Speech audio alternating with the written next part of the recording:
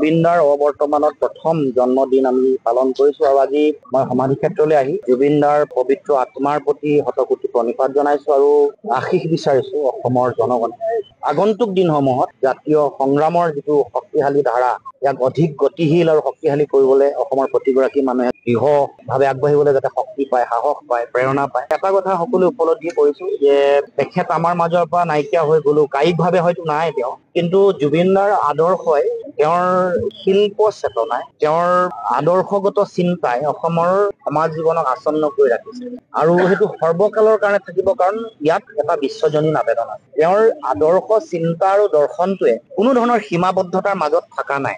এনেকুৱা নহয় যে অসমীয়া জাতীয় জীৱন আৰু সমাজ জীৱনৰ লগত এই আদৰ্শ আছে। এই গোটেই আদৰ্শটোৱে সমগ্ৰ বিশ্বজনীন কথা বতৰা, মানৱীয় আবেদন আৰু প্ৰমূল্যবোৰৰ কথা কয়। কোনো এনেকুৱা মানুহ, শক্তিশালী মানুহ নাই যি মোৰ কোনো ধৰ্ম নাই, মোৰ কোনো জাত নাই আৰু মোৰ কোনো ভগৱান নাই বুলি ক'ব পাৰে। এইটোৱে কিমান উচ্চ মান বিশিষ্ট এটা মানৱীয় দৰ্শনৰ কথা কৈছে। আৰু সেইটোৱেই অসমৰ চলি থকা সংকট, সাম্প্ৰদায়িক বিষবাস্পৰে আক্ৰান্ত কৰা সমাজখন, ঘৃণা আৰু সংকীৰ্ণতাই আক্ৰান্ত কৰা সমাজখনকো ধুই নিকা কৰি এটা নতুন যিটো দৰ্শন এটা সময়ত মহাপুৰুষ শ্ৰীমন্ত শংকৰদেৱ, চাউলুং চুকাফা, মহাৰাজ নৰনাৰায়ণ, তাৰ পাছত বিষ্ণুজ্যোতিৰ আদৰ্শ, তাৰ পাছত আন অসমৰ জাতীয় জীৱনৰ মহান মণিক পদ্মনাথ গোহাঁই বৰুৱাই কওক, বাণীকান্ত কাকতি কওক, হেমচন্দ্ৰ আগৰৱালা কওক, ভৱেন্দ্ৰনাথ শইকীয়া কওক, বা শেহতীয়াকে হোমেন বৰগোহাঁই বা আজি জীয়াই থকা হীৰেণ গোহাঁই ছাৰৰ পৰা আৰম্ভ কৰি তেখেতলৈকে, জুবিনদাৰলৈকে এই যিটো সকলোৱে বিচৰা সপোনৰ অসমখনৰ কথা তেওঁ দৃঢ়তাৰে, শক্তিশালীভাৱে, কাকো খাতিৰ নকৰাকে কৈছে। গতিকে সেইটো আদৰ্শ থাকিব আৰু সেইটো আদৰ্শ কোনেও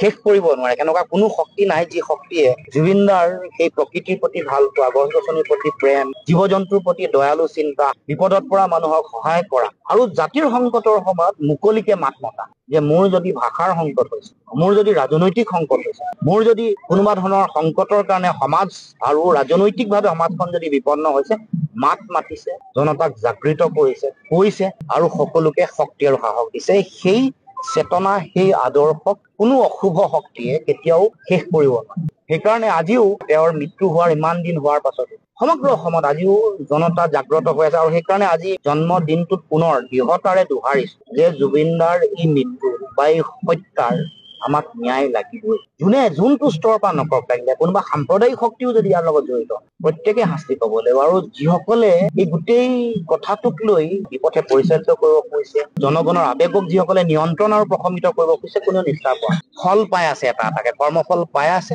এইটো এটা মই সেইকাৰণে পুণ্য আত্মা বুলি কৈছো। যদি ন্যায়িকভাৱে সংবিধানৰ গণ্ডিত কোনোবাই শাস্তি পোৱা নাই, অদৃশ্যভাৱেও কোনো শক্তিয়ে প্ৰত্যেককে এই যিটো জুবিনদাৰ সত্তাটোক অৱদমন কৰিবৰ কাৰণে কোনোবাই যদি অপচেষ্টা কৰিছে, তাক কঠোৰৰ পৰা কঠোৰ শাস্তি অদৃশ্য শক্তিয়ে বাৰে বাৰে দি আছে।